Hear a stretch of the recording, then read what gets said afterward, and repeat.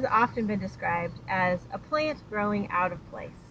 By this definition, the strawberries you planted in one garden bed become a weed once they spread to the potato patch. Similarly, even native plants, which benefit wildlife and biodiversity, are often treated as weeds in an agricultural settings, where their presence interferes with the optimum growth of the desired crop. But there is another type of weed, an example of which we will explore in this video, the invasive plant. Invasive plants have been transported outside their native range, and although they often begin their occupation in disturbed sites, their invasiveness enables them to establish, expand, and eventually even displace native flora. Invasive plants are a serious global problem, causing damage to native ecosystems, headaches for farmers and gardeners, and significant economic loss. Rubus armeniacus, commonly known as the Himalayan blackberry, is an invasive plant that is widespread throughout the Pacific Northwest. In fact, it has been named one of the 40 most invasive woody angiosperms worldwide, and one of the worst weeds in Western Oregon and Southern Australia. Here, in Eugene, Oregon, we find large patches of Himalayan blackberry growing vigorously in both rural and urban settings. It is not uncommon for an unoccupied city lot or unused road easement, as we see here, to become completely overtaken by this rapidly expanding thorny vine. If left unmanaged, this plant has been known to overtake abandoned cars, buildings, orchards, and any other objects left nearby. It's early March, and we can see last year's canes as well as the new growth beginning for this year in this very large patch of Rubus armeniacus. Excuse me, this plant has grown over me, and I'm a little bit stuck. Now for a little history of the Rubus armeniacus. Here in Google Earth, we're looking at the Caucasus region of Eurasia, which is where the Himalayan blackberry is native to. So you can see Armenia is part of this region, and hence the name. In its native environment, one of the major pathogens of this plant was a type of fungal rust. From here, it was transported to Germany in 1835, where it was grown widely as a crop. And because of its success in Germany, it was transported from Germany to several places around the world in the 19th century. Everywhere from South Africa, New Zealand, Australia, South America, as well as North America. So one place that it was particularly successful was in the Pacific Northwest of the United States and Canada, where it was introduced as the Himalayan giant by Luther Burbank in 1885. By 1890, it was grown as a crop in the Pacific Northwest, and by 1915, it was grown commercially throughout the United States. Around 1945 is when it escaped cultivation and became established as one of the worst invasive plants in the Pacific Northwest. Today, the Himalayan blackberry is distributed widely throughout the world, including Chile, North Africa, and much of Europe. Here we're looking at a map from the USDA Plants database, which shows areas in the United States and Canada where Rubus armeniacus has been reported. It is very well established in California, Oregon, Washington, British Columbia, Ontario, and has been reported in 32 other states across the region. Now a little on the environmental characteristics and ecological impacts of Rubus armeniacus. Although it has the potential to become a problem almost anywhere, Himalayan blackberry is most invasive in riparian areas, forest edges, open habitats, oak woodlands, roadsides, and clear cuts. It is found more frequently in hardwood forests than in evergreen wooded areas. According to the U.S. Forest Service, it is the most prevalent exotic species in forested plots. Himalayan blackberry prefers at least 29 inches of rain per year, but it can tolerate drier climates. It's most prevalent in Mediterranean climates with wet winters and springs and hot, dry summers. It typically grows from sea level to 2,100 feet in elevation, but has been known to survive as high as 6,000 feet. Also prefers full sunlight and a south-facing slope, and tends to become shorter as canopy cover and shade increase. Although it cannot tolerate deep shade, one study found it still occurred at 88% canopy cover. To support Rubus armeniacus, soils can be barren and infertile, vary widely in pH, contain loam, sand, gravel, and or clay. One study found that floricane length lowered as gravel content increased, but that it could still tolerate a wide range of soil conditions. Himalayan blackberry can also tolerate flooding, sometimes for weeks or months, but it's not a true riparian species. Still, one study found that after examining 87 miles of the Willamette River, that 89% of sites they visited had Himalayan blackberry. Another study sampled 42 bars on the Willamette River between Corvallis and Eugene using aerial photos and ground surveys, and found that 55 to 75% of vegetative cover was from introduced species, with one of the two most prominent being Rubus armeniacus. Because it's not a riparian plant, it is less effective for preventing erosion along waterways because its roots do not grow as deep as native trees like alder and cottonwood.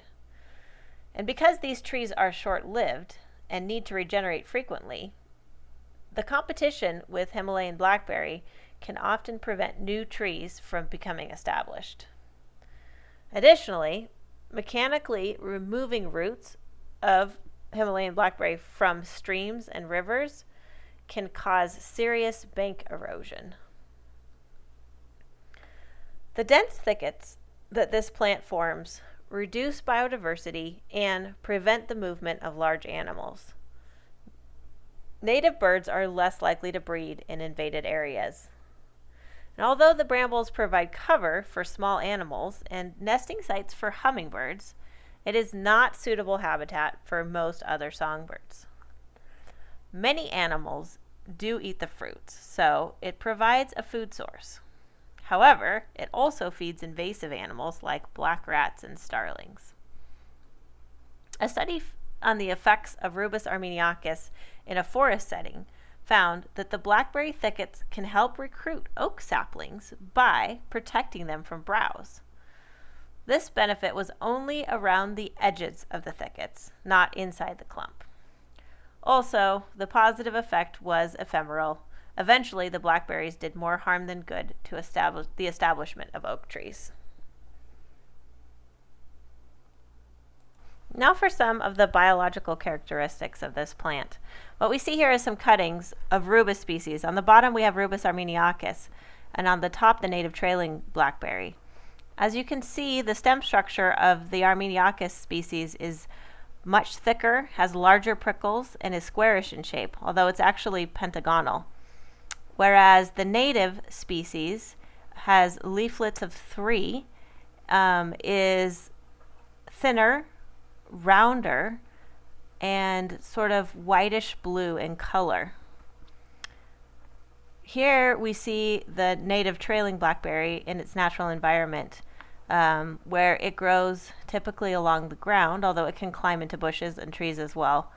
It also has this whitish bloom, which can be rubbed off, and its prickles are much tinier and less painful than the Rubus armeniacus species. So here we see Rubus armeniacus growing, and in addition to the squarish shaped stem, the leaves are palmately compound and typically in groups of 5, although sometimes 3. The leaves are deciduous to semi-evergreen, and the first year cane does not flower, And the second year, typically, canes grow out of the first year cane and produce flowers and berries. The structure and form of Himalayan blackberry varies widely depending on the environmental characteristics where it's growing. Here we see the plant in an open, sunny environment where it has plenty of access to water and light. Under these conditions, it forms dense bushes that at times can reach up to 10 feet in height. However, under different conditions, such as in a shady forest, the plant can look very different, usually having less canes that reach higher up through the trees. However, any difference in appearances is entirely due to the environment because all plants are essentially clones of one another. A study in Australia that took 50 samples from 29 different locations found no genetic difference in any of them.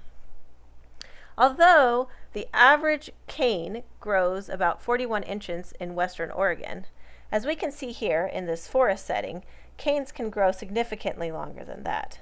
This cane is most likely searching for the light and for a spot where its cane tip can make contact with the soil where, if it succeeds, it will begin to grow roots. These roots, in turn, will eventually grow into daughter plants.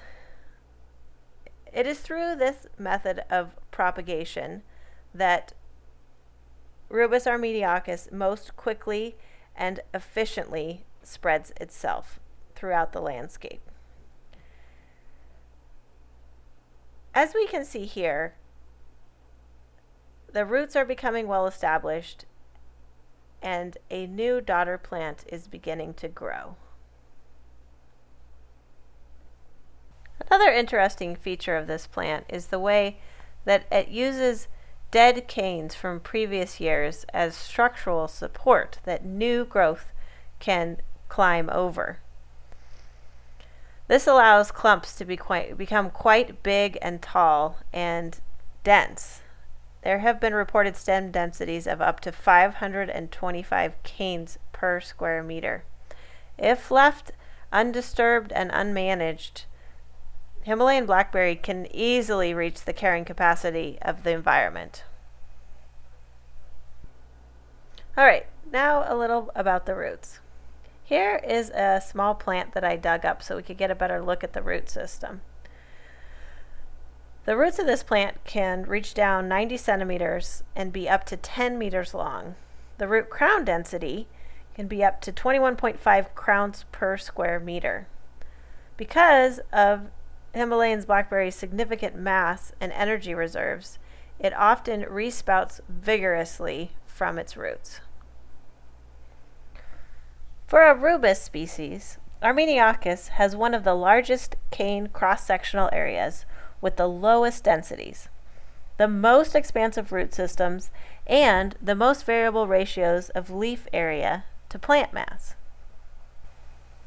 Also, the mature cane can have a 4 to 10 millimeter long prickle. From May through August, Himalayan blackberry forms perfect flowers in clusters of 10 to 60, but even up to 100. These flowers are large and pink to white with very long stamens. Rubus armeniacus is an asexual species, and its fruit is not a berry. It's actually an aggregate of 15 to 40 drupelets, which ripen midsummer to autumn. Also, they are delicious. Here we have created a simulation to illustrate the way this plant spreads itself through the environment. Although highly simplified, the basis for this simulation is a statistic from journal articles which suggests that a Rubus armeniacus can grow a 5-meter diameter thicket from a single cane cutting in 2 years. What we see here with these green circles is the rate of spread that matches with that statistic. The daughter plants that we saw earlier, formed by the cane tips, are what cause the circles to increase in diameter. However, there's other ways that this plant can spread itself. It can propagate from root fragments and stem cuttings, and more importantly perhaps is the way that it is dispersed by mammals and birds over long distances, as well as fragments that end up in rivers and streams. In order to represent that, albeit on a different time scale, we created a bird that flies through the simulation, and if it encounters a blackberry patch, represented by the green circles, it stops and eats some seeds and then flies off. It randomly drops seeds of different numbers in different locations as it flies away. Those seeds establish into seedlings and then begin to grow at the same rate of increase as the mother plant. However, it's important to note that in reality, there's actually a lag time for seedlings.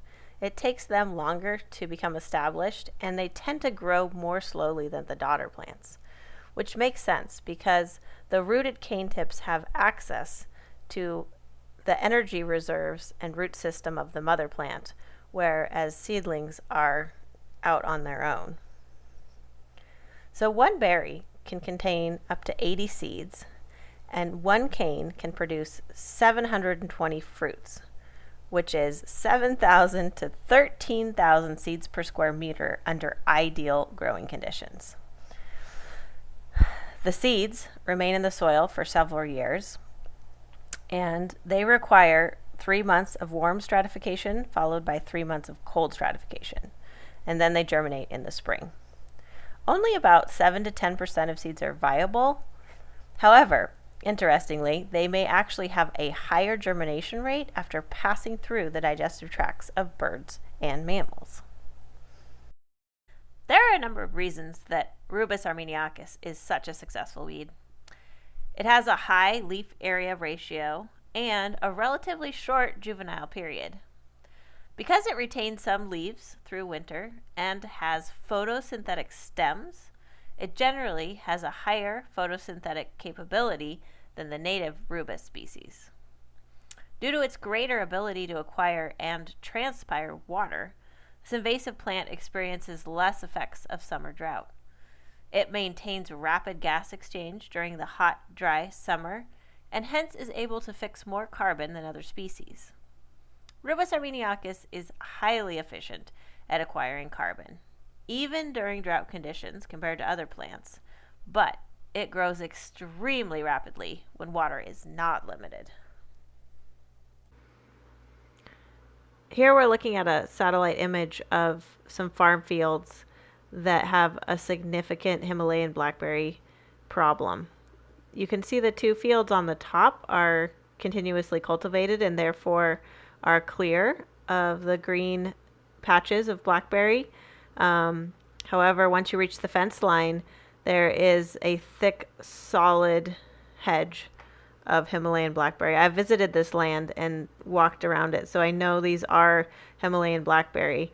I just wanted to show you the patterns that it forms. You can see there's clumps that start probably from seed, and then they send out runners and create daughter plants all around, and eventually the different daughter plants merge into one big clump. This field on the right, the darker areas are some trees that are still alive. However, if something isn't done to manage the blackberry problem, it's likely that the blackberries will consume most of the resources as well as potentially overtop the trees, and eventually those trees will die. There are many methods to control Himalayan blackberry, from mowing to digging to herbicides and even grazing with goats. Although goats are a scientifically proven method to control invasive blackberries, they're often hard to locate. Kids, on the other hand, are an abundant and often untapped resource. When properly motivated, they can be equally as effective.